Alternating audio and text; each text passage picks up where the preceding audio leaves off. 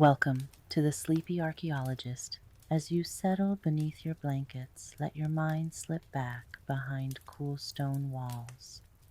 Tonight we trace the threads that clothed medieval Britain.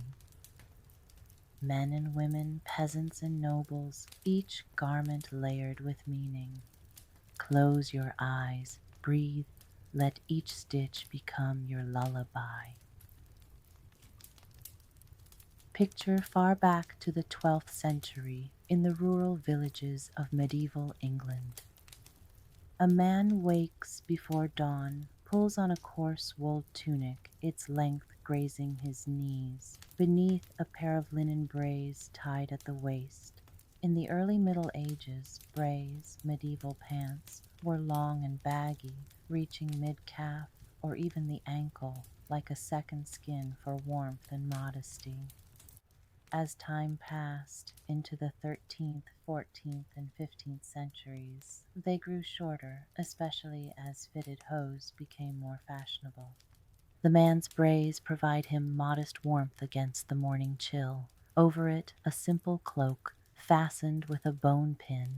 Nearby, a woman dresses in a wool kirtle, floor length, snug at the waist. The kirtle was a gown gently fitted to the body, laced snugly at the sides or front, often worn under a surcoat or gown. It whispered of form and function, serving as both underdress and outerwear, depending on a woman's station or the day's mood. Peasant women wore theirs for work and warmth, while noble women might decorate theirs with silks and embroidery, like little sighs of wealth.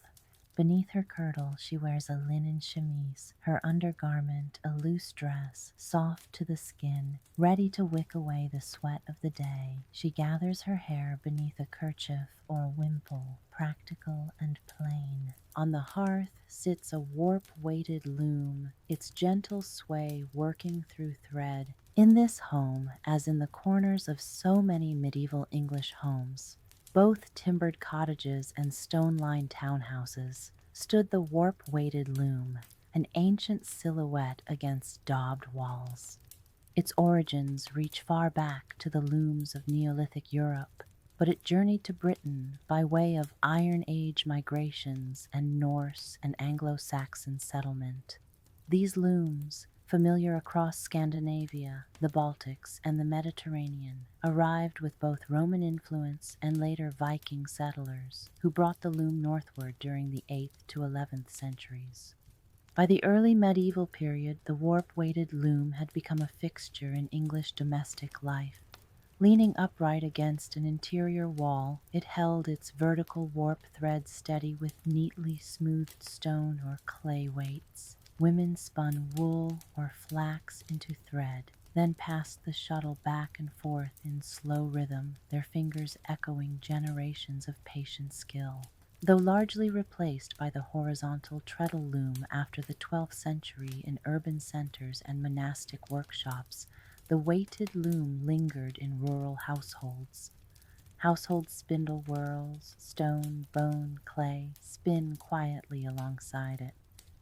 At Coppergate, York, a site excavated in the 1970s, archaeologists uncovered 236 spindle whorls made of antler, stone, lead, bone, and clay. Detailed reports date many to the 12th to 13th centuries, showing a vibrant domestic textile industry. Feel the gentle rhythm of spinning, the soft hush of finished yarn, the heartbeat of medieval life. Let's step closer. Observe a woman's fingers spinning wool on a spindle shaft.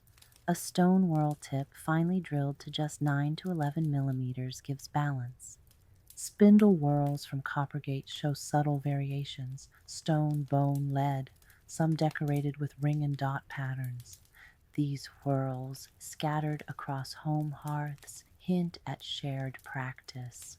As you breathe in this domestic scene, imagine the turning motion, the emerging thread.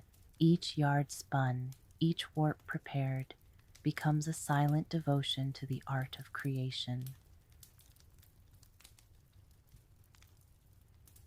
Now we drift into a bustling town. maybe York, maybe Norwich, the 13th or 14th century. A merchant wraps himself in a fitted wool coat, belted at the waist, hose covering his legs. His hood carries a slender lyre pipe, its tail trailing jauntily behind him.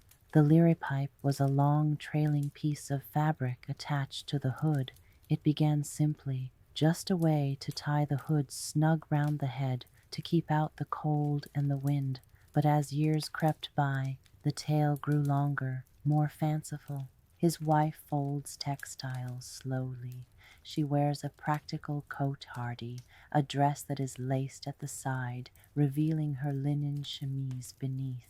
The merchant, middle-aged and mindful, stands behind his wooden stall, hands calloused not from the loom, but from lifting bales of wool, silk, and imported linens. His goods, tightly rolled and sometimes wrapped in waxed linen or oiled cloth, were measured not by the yard but by the ell, a forearm span of fine intent.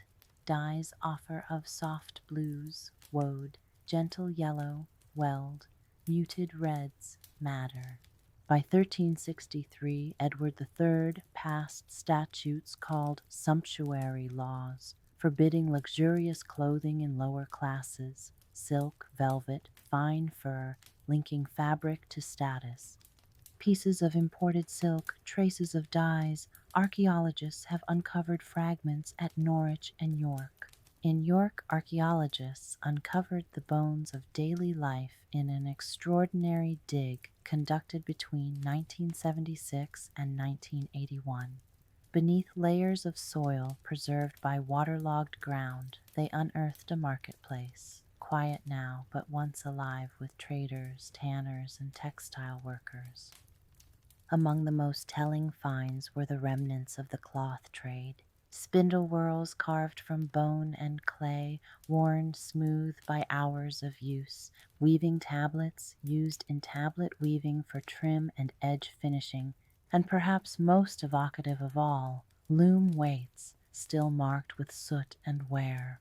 These tools speak softly of merchants who once sold wool dyed with madder red and woad blue, spun in home workshops or imported from Flemish towns. Alongside these tools, archaeologists discovered bone needles, thread wenders, and even small shears, suggesting tailoring and finishing may have taken place in or near the stalls. The finds suggest that by the 12th to 14th centuries, York had developed into a major hub of textile trade. Legal documents and merchant records support this. Fabric sellers operated near the pavement market, while wealthier dealers in imported cloth kept premises nearer to Stonegate and High Ousegate. Town life was breathed through cloth. Colors spoke quietly of trade and authority. Now let's enter the grander world of lords and ladies.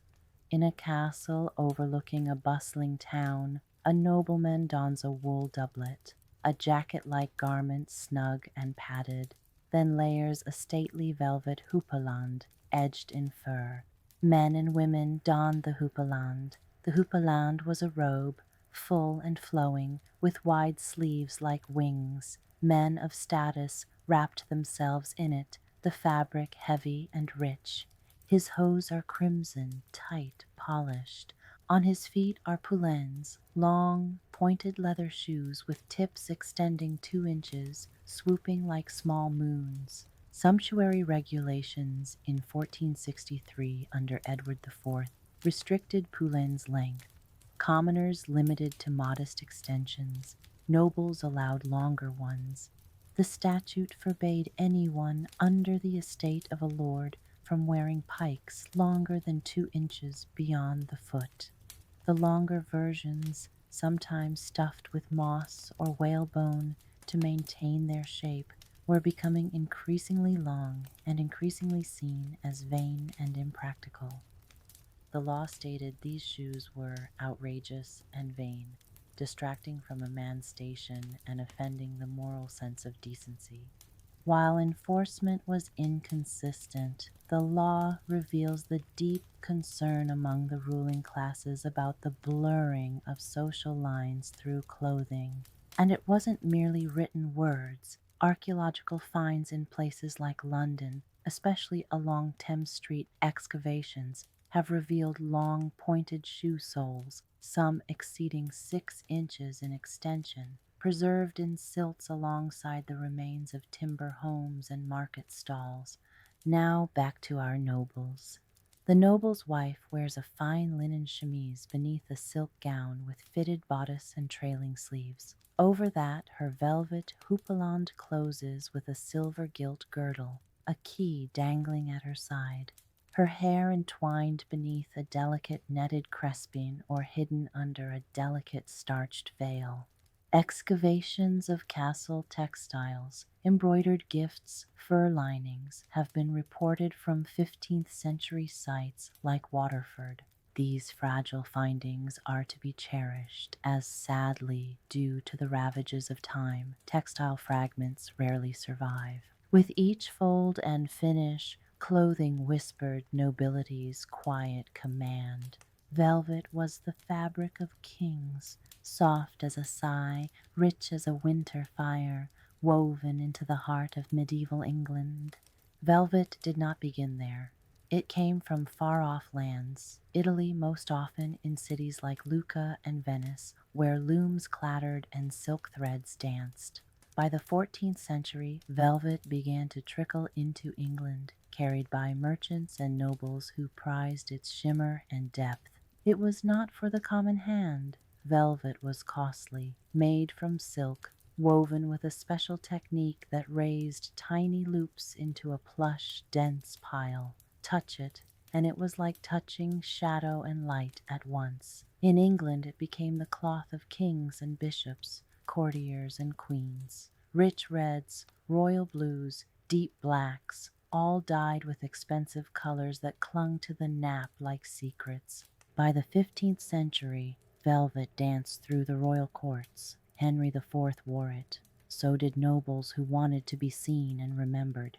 It lined the houppelandes of lords, trimmed the sleeves of gowns, edged the hoods of the powerful. It spoke without speaking, yet it remained rare. Hoarded, gifted, sometimes forbidden by sumptuary laws to those of low rank. Velvet was not just fabric, it was presence, privilege, poetry in cloth. Regardless of rank, garments needed tending. Wool brushed with teasel, linen spread on river banks for bleaching. Iron shears and bone needles found in Oxfordshire 13th to 14th century homes show there was care taken. At Coppergate, fragments of glass slickstones, iron shears, and broken whorls point to multitasking domestic workshops. Cloth was dear, woven by hand, dyed with care, and every thread told of labor. For the common folk, a simple wool kirtle or tunic might cost a few shillings, a week's wages or more. A working man or woman might own just 1 or 2 full sets of clothing, mended often, worn daily. But for those of noble birth, with purses heavy as their robes, fashion was a feast. A fine houppelande made of velvet or damask, lined with fur, might cost £4 or more, equivalent to several months or even a year of a laborer's pay.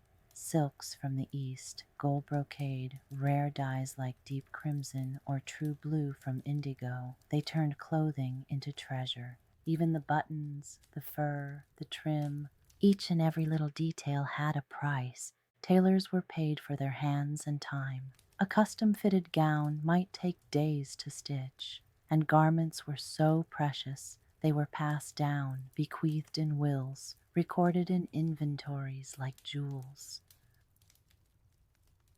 Now it's getting late. The hearth's dim, needles rest, looms silent. Tonight you've worn the coarse wool of a peasant's tunic, the refined velvet of a noble's houppeland, heard the hidden rhythm of spinning, seen the curve of a poulain. Each stitch, each dye, each finish, ties you to medieval hands and past lives. Sleep now, wrapped in silks and the quiet stitch of centuries. Let the past soften the night around you. Good night, dear listener, from the Sleepy Archaeologist.